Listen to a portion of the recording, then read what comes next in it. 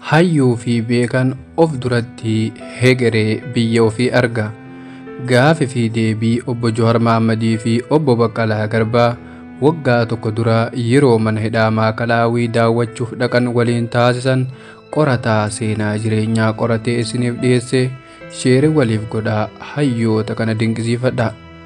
Baqqalaa Garbaatu Jowaariin akkas jedhe, ana wanti guddaan gaafii natti ta'e maaltu Maakalaawii halluudhaan haxaa'e moo marsaa lammaffaa hojiidhaaf qophaa'e baajata isaa hoo eenyutu danda'e cufaa turee miti akkasiin dhaga'e eenyutu miidhagse erga cufaa ta'ee je'ee jawwee gaafannaan Jawaaris akkas jedhee deebiseef, anilleen hin beekuu duraan hin agarre bifa jijjiirrate an waansaa hin barre akkami halluunsaa duraan kanan turre jedhee Baqqee gaafannaan Baqqeen akkas jedhee himeef, durdaabni isaa kun gabatee fakkaata, tuqaanni isaatu jiraa nama nyaata, ajaan mana kanaa baay'eedha ulfaata, hantuunni isaatu kanniisa fakkaata, takfiin mana kanaa galaanaan morkata, yeroo san iddoon kun baay'eedha fokkataa jedhee jawweef deebisee jennaan jawween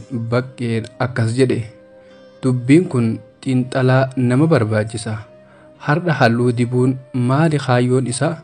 Asitti jigsanii imimmaan hiyyeessaa cufneerra jedhanii miidiyaan beeksisaa maaltu saaqi seenee halluudhaan miidhagsa? Warri kun guyyaa kam cubbuu kana dhiisa jedhee Baqqee gaafannaan Baqqeenis akkas jedhee deebiseef, xiqqaa guddaan isaanii waaqas hin beekani, cubbuudhaan guutaman haqa hin argani, amala isaanii duruun beekanii, dhiiga ilmaan keenyaa halluudhaan haqanii na baasi as keessaa hin daawwadhuanii jedheeti Baqqeen aaree gara alaa fiigee. Jawween Baqqeedhaan dhaabadhume jedheeti baay'ee gaddeem. Gadde akkas jedhe, lafa lubbuun gootaa itti balleeffame, bakka seenaan dhiigaan itti barreeffame, galma dhalli namaa itti dararame, iddoo guddaan keenya itti xiqqeeffame, mana qaamni namaa itti hir'ifame, har'a hunda caalaa natti dhagaamee jedheeti Jawween imimaan qabachuu dadhabee gad taa'ee haraqqisee boohee.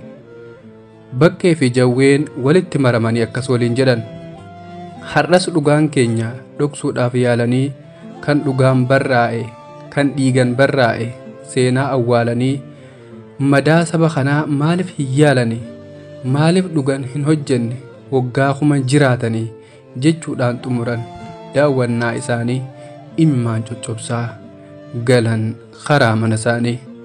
Egaa hayyoonni lamaan kun hegeree biyyaa fi hegeree ofii arguun guyyaa har'aa mana hidhaa Maakalaawii osoo hin ta'e manuma hidhaa wayyaanee yookaan hidhaa nafxanyaa keessatti dararamaa jiraachuutu himama. Egaa hayyoonni kun dhuguma hegeree biyya ofii fi hegeree ofiitii fi hegeree saba ofii argan.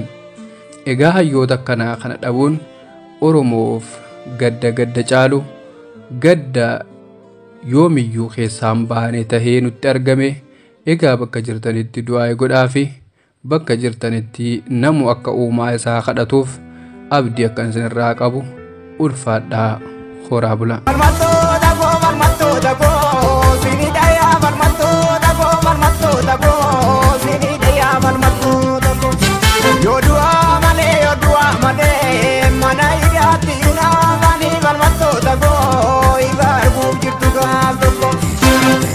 Asikin kabu achikin kabu manida Grim nin tiru te sum nin tiru da peda